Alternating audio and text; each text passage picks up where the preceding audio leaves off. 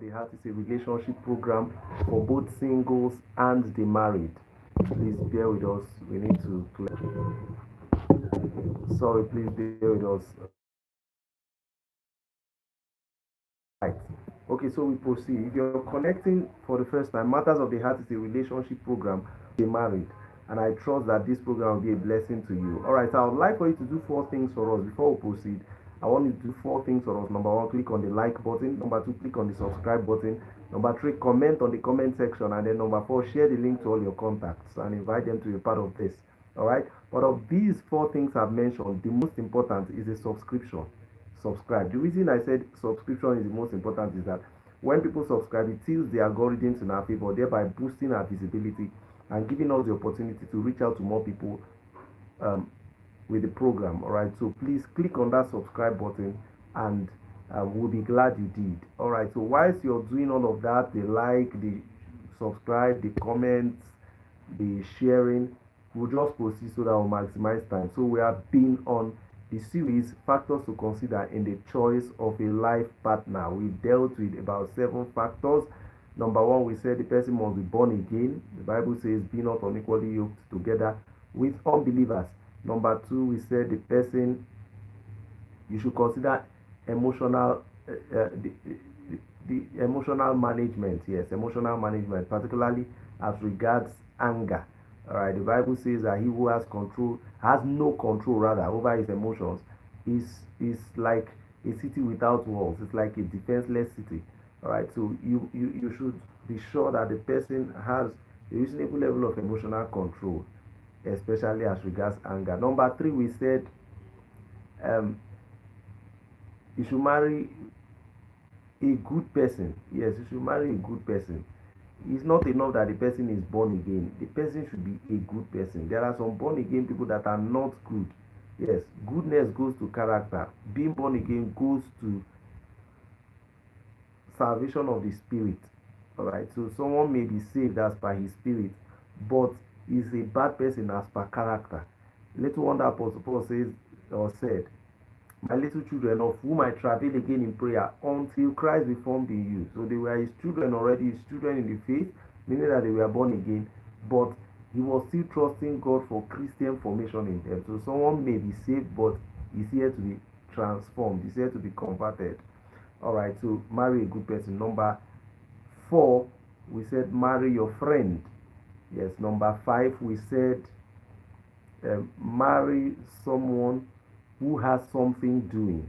Yes, someone who is either employed as per a job or self-employed or employable. So even if the person doesn't have something doing as per an employment, as per a job, or something he himself has engaged himself to be doing, the person should be employable. In other words, the person should have a skill. Yes, someone may then argue, okay, if he has a skill, so why is he not doing something? Well, not everybody is wired to be an entrepreneur. That's the truth. Not everybody. Some people are skillful, but they don't have that capacity for self drive or self engagement when it comes to business. So they flourish when they work under somebody. Some people are like that. So we said marry someone who is either employed as per working under somebody or self-employed or employable in terms of possessing a skill that can create value that will generate money. All right, even if the person is not yet employed or is not currently employed somewhere, let it be that the person has a skill that can generate value. All right, so number seven now, I believe. All right, we said marry someone who, okay, this should be number six. We said marry, this is number six that I want to say now. We said marry somebody who is answerable to someone. Don't marry someone who is a lord all to himself. Don't marry someone who fears nobody, who is not accountable to anybody. No, sometimes the reason your spouse will behave well and maintain a correct head is not even because of the fear of God. Sometimes it's not the fear of God. Sometimes it's the fear of somebody that is visible, that can be seen. God is invisible. So sometimes human beings take that for granted, that God is invisible. So they feel, okay, God is not here. In their subconscious, sometimes it's a question of people thinking or taking undue advantage of the mercy of God, because His mercy is new every morning. So some people just give themselves the impression that, oh, God will forgive me no matter what I do.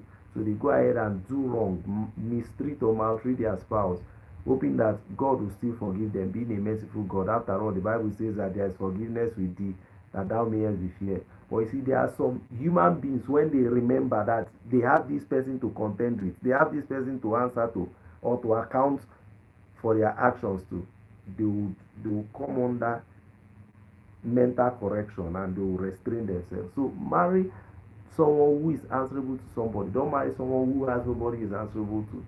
Someone who fears nobody. No, that's a red flag to tag along with on life journey. All right. Then number 7, we said, what's number 7? Oh my God, I remembered it some minutes ago.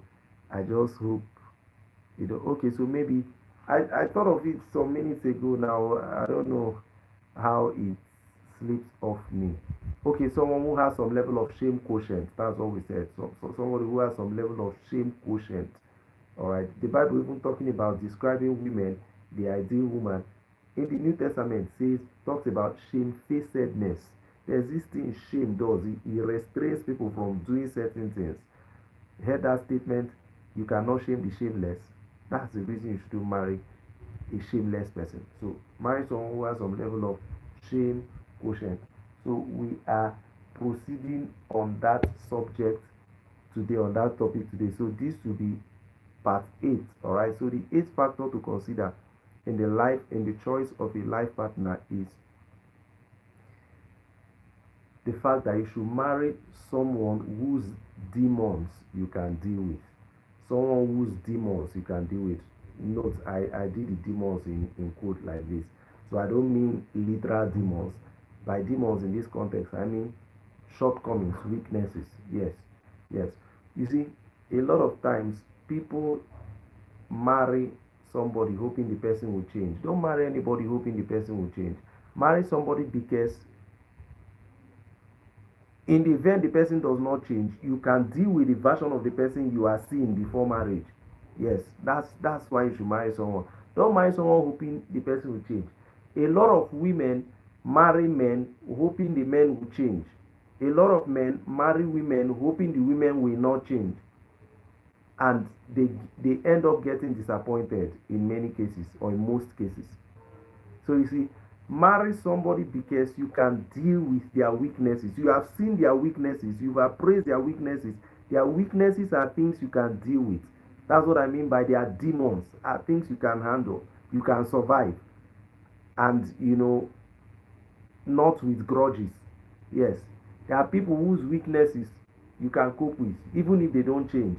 Yes, that's the kind of person you should marry. I'm not saying you shouldn't hope that the person, or you shouldn't pray that the person should change, but the change shouldn't be the reason you're marrying the person. So that if the person does not change, you are not left stuck in a frustrating marriage, or you are not disappointed and you want to walk away tomorrow. No, be sure that even if this person does not change the bad character, the weaknesses, you can still cope with it. Yes. And then also be sure that if this person changes from good to some other ways, having weighed the person, you know the extent to which the person can go in deviating. Now you can cope with that. Do you understand? So marry someone whose demon or demons you can deal with. Don't marry anybody with the hope that the person will change. No. Marry the person because the current version of the person you are seeing, both with his strengths and weaknesses, are things you can handle. I hope this made some sense to somebody. All right, if you have any question, please do well to direct the question to you can send it to this number via SMS or WhatsApp +234 8037 674300 +234 8037 674300. You can send it as an SMS or as a WhatsApp message, like I said. Alternatively, you can send an email to victorokwudiri@gmail.com. victorokwudiri@gmail.com. Okwudiri is OK Wdiri. Okay, Wdiri. God bless you. All right, you can also even DM us. You can send us a DM.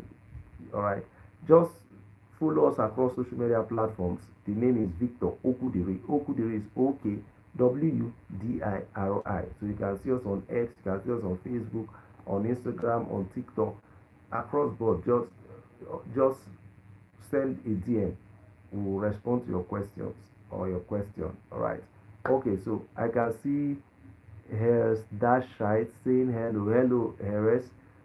Hello, welcome to Matters of the Heart. We are about rounding off. We are done with the teaching or the discussion for today. We just hope that you replay and listen to it. Okay, but Harris, please let us know the country you're connecting from so that we'll be praying for you and for your country. Then do well also to click on the subscribe button. Please subscribe to our channel, Harris. Subscribe to our channel, and God bless you for so doing. All right, everyone, I'll see you next week, Saturday, 9:30 p.m. for another edition of Matters of the Heart. Until then, your relationship will succeed. Peace out.